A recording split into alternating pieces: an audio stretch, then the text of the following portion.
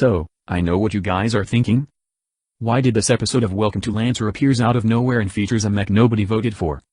Simple. Happy birthday, Techhead. I'm doing this just for the hell of it. Anyway, in today's episode, I will be talking about the Yamato from IPSN, by Techhead. Battleship Yamato. Yeah,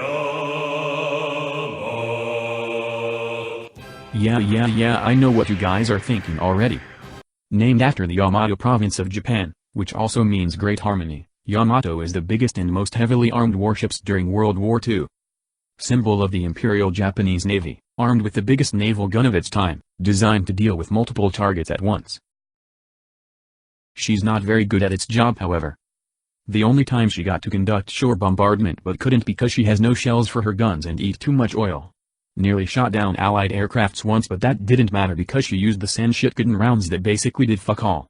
Got spooked off by a bunch of small American ships despite having a large escort force around it. Tried to beach itself to form an unsinkable gun emplacement during the later stage of war that can be easily maneuvered around. Failed that anyway because her dummy thick aft has been spotted by a scout plane. And she didn't even get her dream of having a last stand against waves of American battleships as hundreds of American aircrafts just strafed and bombed her to death for a grueling 1 hour and 46 minutes. But the last stand was still so famous, it even got reenacted in a movie. So, how many planes did Yamato shot down? 12.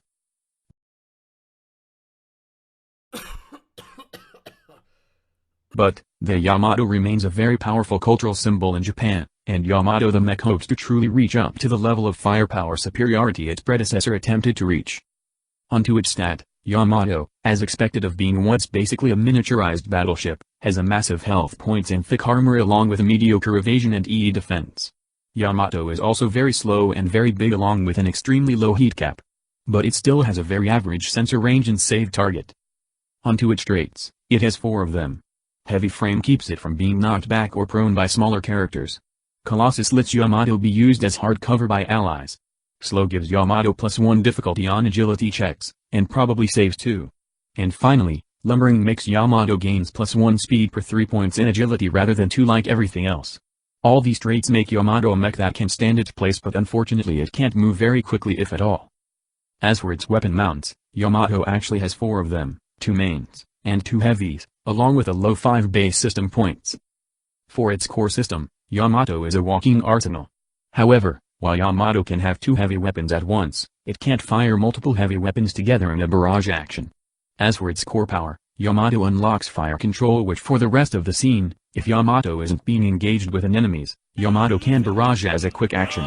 That's going to be a ridiculous amount of firepower on whoever that happens to be within the reticle. Onto the rest of the license, you get slug rifle and reserve drive motors in the first section. Slug rifle.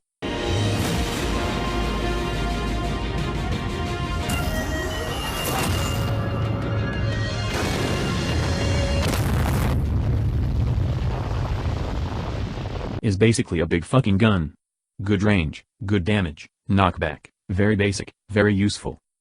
Reserve drive motors is instead a backup system that can be activated with a quick action to let you move half of your speed with a minimum of 2 even if you are slowed or immobilized. Useful if you need to move somewhere even when being stuck. In the second section, aside from Yamato frame itself, you get oversized weapon mod and monofilament chaff gun. Oversized weapon mod is exactly what it said. It turns an auxiliary weapon into a main weapon.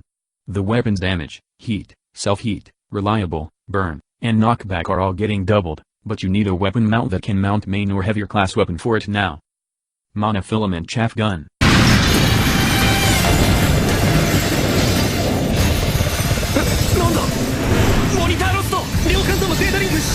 Is a big gun that basically fires electromagnetic interference.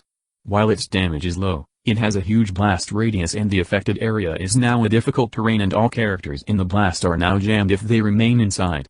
This area persists until the end of your next turn. I can see why this is necessary because holy shit, this is a powerful controlling tool that can cause large groups of enemies to be unable to do anything very easily.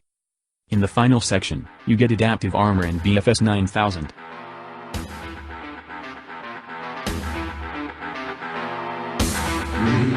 Adaptive armor is a reaction system that for once per round, when you take damage, you can apply 4 more armor, even over the armor you already have, against the triggering attack as a reaction. This armor can even push above the maximum limit of 4 armor, but it only works against the triggering attack and is then lost. BFS 9000.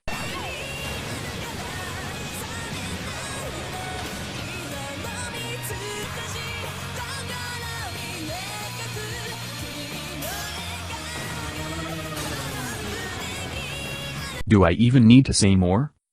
It's a big fucking sword, with big fucking damage, big fucking threat and big fucking knockback. On a critical hit, the target won't get knocked back.